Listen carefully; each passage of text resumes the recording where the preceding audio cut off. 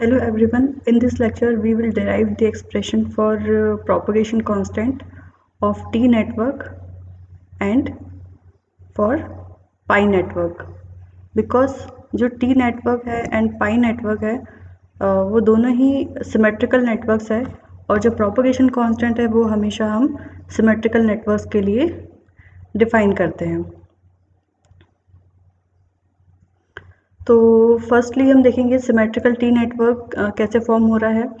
तो जो हमारा सिमेट्रिकल टी नेटवर्क है इसके सीरीज इम्पिडेंसेस है Z1/2 एंड Z1/2, ये सीरीज आर्म इम्पिडेंसेस है एंड Z2 हमने यहाँ लिया हुआ है शंट आर्म इम्पिडेंस जिसको हमने Z2 से रिप्रेजेंट किया हुआ है। अब क्योंकि हमें ये पता है कि जो भी आपका लोड टर्मिनल है उसे हमें कैरेक्टरिस्टिक इम्पिडेंस से रिप्लेस करना होता है। दैट्स वाई यहाँ पे हमने लोड इम्पिडेंस जो है वो इक्विवेलेंट टू कैरेक्टरिस्टिक इम्पिडेंस यहाँ पुट किया हुआ है। अब जैसे हमें पता है कि प्रोपगेशन कांस्टेंट की जो डेफिनेशन है वो होती है propagation constant is equals to logarithm of input current by output current means IS by IR। यहाँ पे हमने इनपुट करंट या इनकमिंग करंट हमने IS से रिप्रेजेंट की हुई है और जो IR है वो लोड के अक्रॉस जो करंट है वो हमारी आउटगोइंग करंट है। So propagation constant is equals to the logarithm of input current by output current. So अब हमें यहाँ पे प्रोपगेशन कांस्टेंट डिराइव करने के लिए हमें इनपुट और आउटपुट करंट हमें फाइंड आउट करना होगा। तो हमें IS बाय IR के टर्म्स में करंट्स फाइंड आउट करनी होगी। इसके लिए हम ये जो आपको दिख रहा है सिमेट्रिकल टी नेटवर्क, इसके सेकंड लूप में अगर हम यहाँ पे KVL इक्वेशन लिखते हैं तो हमें IS by IR current find out हो जाएगा। तो इसके लिए क्या होगा, इनपुट करंट यहाँ पे हमें मिल रही है IS और इस नोड के बाद यहाँ पे ये करंट डिवाइड हो जा रही है। तो यहाँ पे कितनी करंट मिल रही है Z2 इम्पिडेंस के अक्रॉस, यहाँ पे मिल रही है हमें IS माइनस IR करंट हमें इस Z2 के अक्रॉस मिल रही है और इस Z1/2 इम्पिडेंस के अक्रॉस हमें करंट हमने यहाँ पे रिप्रेजेंट किया है IR। तो जब भी हम यहाँ पे KVL इक्वेशन लगाते हैं तो जिस लूप में हम KVL इक्वेशन लगाते हैं उस लूप में करंट को हायर साइड अज्यूम करते हैं। तो हमारी KVL इक्वेशन क्या हो जाएगी, Z2 into IR minus IS, क्योंकि यहाँ बोथ ही करंट वर्क कर रही है इस इम्पिडेंस के अक्रॉस। सो एक करंट यहाँ पे आपकी क्लॉकवाइज है और एक करंट आपकी एंटी क्लॉकवाइज है। So that's why IR minus IS current इस Z2 के अक्रॉस हमें यहाँ पे मिल रही है। So Z2 into IR minus IS plus Z1/2 plus Z1/2 plus Z0 into IR current is equals to 0। सो ये हो गई हमारी KVL इक्वेशन, जैसे कि मैंने यहाँ पे लिखा हुआ है by applying KVL in the second loop. So Z2 into IR minus IS plus Z1/2 plus Z0 into IR is equals to 0। अब क्योंकि हमें IS by IR का रेशो चाहिए तो इसके लिए हमें थोड़ा इसे सिंप्लीफाई करना होगा। तो इसके लिए हम इसे मल्टीप्लाई कर देते हैं Z2 IR minus Z2 IS plus Z1/2 plus Z0 into IR is equals to 0। अब इसके बाद हम क्या करेंगे, एक तरफ लेफ्ट हैंड साइड में IS करंट रखेंगे और राइट हैंड साइड में IR करंट रखेंगे। तो जो भी इसमें कॉमन है उसे हम यहाँ पे लिख लेंगे। क्या हो जाएगा यहाँ पे Z2 plus Z1/2 plus Z0 into IR, जो नेगेटिव साइंस है वो कैंसिल आउट हो जाएंगे and IS by IR is equals to ये एक्सप्रेशन हमें यहाँ पे मिल जाएगा। तो जब हमें IS बाय IR का रेशो मिल चुका है तो हम क्या करेंगे, इसे प्रोपगेशन कांस्टेंट का जो फॉर्मूला है इसमें हम पुट डाउन कर देंगे।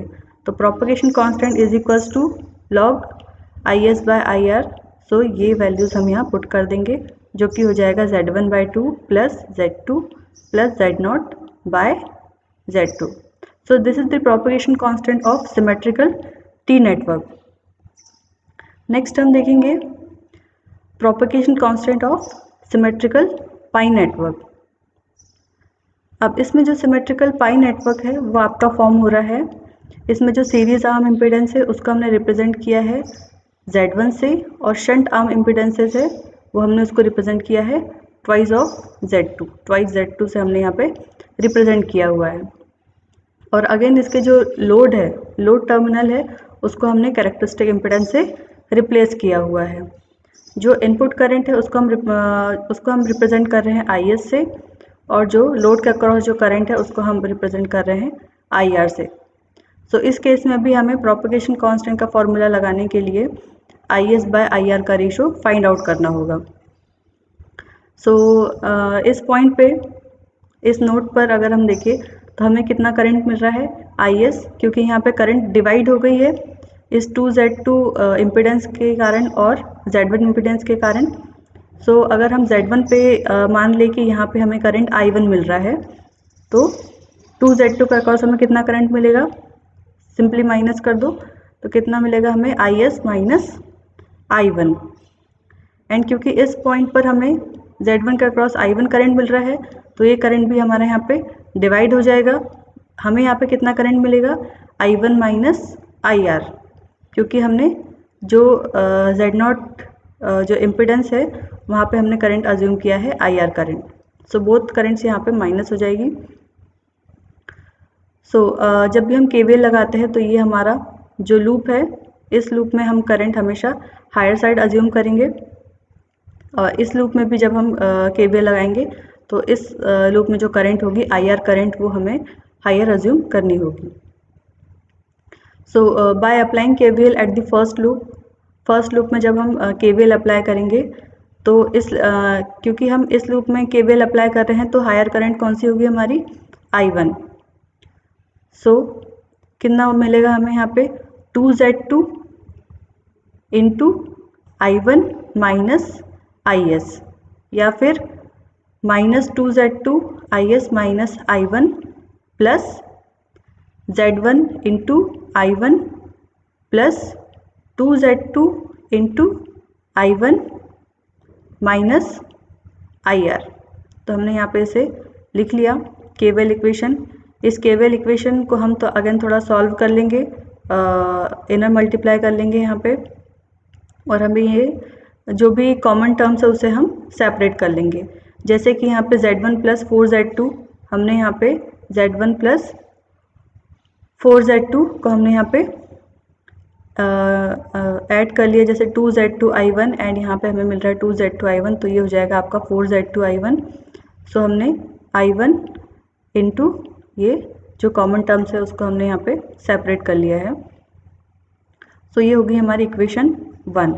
नेक्स्ट इक्वेशन हमारी बनेगी जो सेकेंड लूप है, उसमें हम जब KVL इक्वेशन लगाएंगे तब। तो सेकेंड लूप में जब हम KVL लगाएंगे तो हमें कितना मिलेगा, 2Z2 इंटू, क्योंकि इस लूप में जो हायर करंट है वो है आपकी IR, तो हमें यहाँ पे मिलेगा 2Z2 into IR minus I1 plus Z0 into IR is equals to 0, जैसे कि हमने यहाँ लिखा हुआ है। या फिर हम ये भी लिख सकते हैं minus 2Z2 into I1 minus IR plus Z0 IR is equals to 0। जब हम इसे सिंप्लीफाई करेंगे I1 और IR को, तो हमें यहाँ पे I1 करंट कितनी मिलेगी, Z0 plus 2Z2 bye 2Z2 into IR।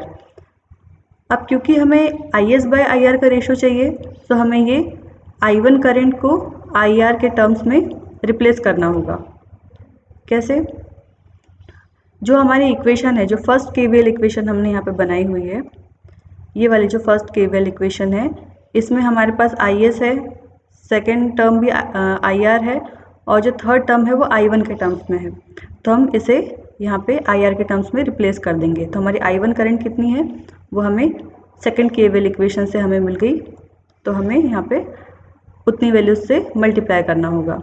तो जब हम इसकी वैल्यू रखेंगे I1 करंट की फर्स्ट इक्वेशन में, तो हमें ये इक्वेशन मिल जाएगी। इसे और सिंप्लीफाई कर जब हम करेंगे, जैसे कि हम यहाँ पे 2Z2 जो है, इसने हमें यहाँ पे एलसीएम ले लिया है, देन क्रॉस मल्टीप्लाई करने के बाद हमें IR और IS सेपरेट मिल गए हैं। सो हम IS बाय IR का रेशियो यहाँ पे लिख सकते हैं ऐसे। नेक्स्ट हमने यहाँ पे क्या किया हुआ है, जो भी कॉमन टर्म्स है, जैसे कि Z0 यहाँ पर है, यहाँ पे Z0 है, तो कितना मिलेगा हमको, Z1 plus 4Z2 into Z0। जब हम कैरेक्टरिस्टिक इम्पिडेंस को एक तरफ लिख लेंगे, जैसे कि यहाँ पे मैंने लिखा हुआ है Z0 into Z1 plus 4Z2, Z1 plus 4Z2 divided by 4Z2 square plus ये टर्म जो कि Z1 Z2 के टर्म्स में है।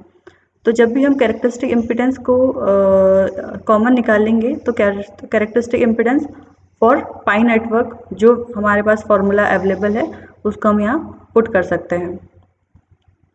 सो हमने यहाँ पे क्या किया, जो कैरेक्टरिस्टिक इम्पिडेंस का फॉर्मूला है हमारे पास पाई नेटवर्क के लिए, जो कि है square root of Z1 Z2 by 1 plus Z1 by 4Z2। ये वैल्यू हमने यहाँ पे Z0 से पुट कर दी। देन हम अगेन सॉल्यूशन करेंगे, सिंप्लीफाई करेंगे थोड़ा इस इक्वेशन को। हमें यहाँ पे मिलेगा Z1 plus 4Z2 bye 4Z2 square. अब यहाँ पे हमें जो टर्म दिख रहा है square root of Z1 plus 4Z2, so यहाँ पे ये कैंसिल आउट हो जाएगा और कितना मिलेगा हमें, square root of Z1 plus 4Z2। और जो ये सेकंड टर्म है under square root of Z1 into Z2, so ये क्योंकि स्क्वायर रूट हो तो हम इन दोनों का आपस में मल्टीप्लाई कर सकते हैं। अगेन डिवीज़न में जो टर्म आ रहा है, ये भी हमें 4Z2 एंड यहाँ पे 4Z2 स्क्वायर है, ये कैंसिल आउट हो जाएगा। यहाँ पे हमें कितना मिलेगा, Z2 and square root of 4Z2। So हमने इसे और सिंप्लीफाई कर लिया। नेक्स्ट हम देखेंगे IS बाय IR का जो रेशो है वो किसके इक्विवेलेंट है, 1 plus Z1 by 2Z2 plus square root of Z1 square by 4Z2 square plus Z1 by Z2। अगर हम इस फॉर्मूले को थोड़ा और सिंप्लीफाई करना चाहें, तो हमें इसे इस फॉर्म में अरेंज करना होगा, 1 plus Z1 by 2Z2 square minus 1। Just हम इसे सिंप्लीफाई कर रहे हैं, तो यहाँ पे हमें फॉर्मूला लग जाएगा a plus B whole square. इससे हमें इस